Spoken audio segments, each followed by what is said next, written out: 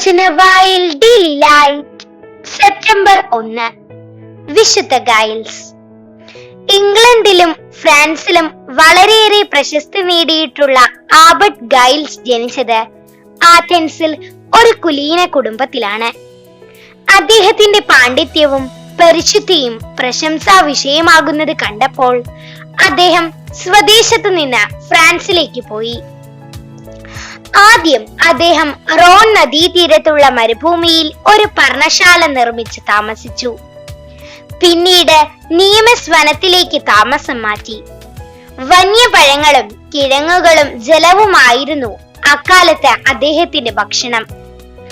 യഥാർത്ഥത്തിൽ ഒരു മാലാഖയുടെ ജീവിതമായിരുന്നു അദ്ദേഹത്തിൻ്റെത്.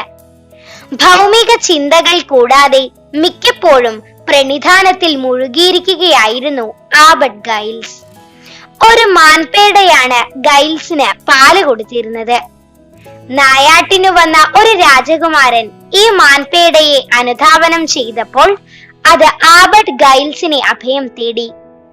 അങ്ങനെ ഗൈൽസിന്റെ പരിശുദ്ധി പ്രസിദ്ധമായി. ഇദ്ദേഹത്തിന് ധാരാളം ശിഷ്യന്മാർ ഉണ്ടാകാൻ തുടങ്ങി. അങ്ങനെ ഗൈൽസിന്റെ പർണശാല ഒരു ബെനഡിക്റ്റൻ ആശ്രമത്തിന്റെ മൂലബിന്ദുവായി തീർന്നു.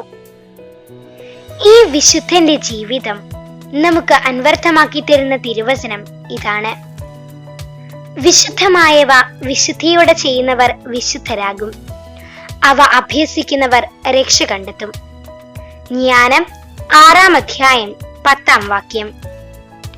വിചിന്തനം: ഏകാന്തത്തിൽ ധ്യാനിച്ച് ശീലിക്കുന്നവരാണ് വിശുദ്ധരാകുക. ആകയാൽ വിശുദ്ധരുടെ ഏകാന്തത്തിൽ അവരെ അനുകരിക്കുക. നമുക്ക് പ്രാർത്ഥിക്കാം.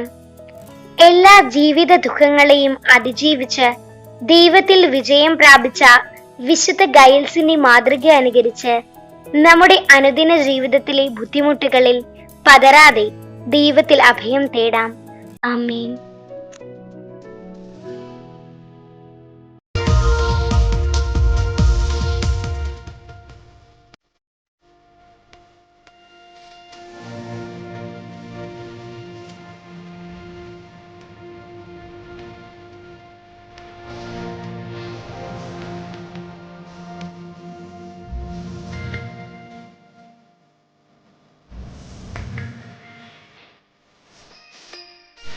It's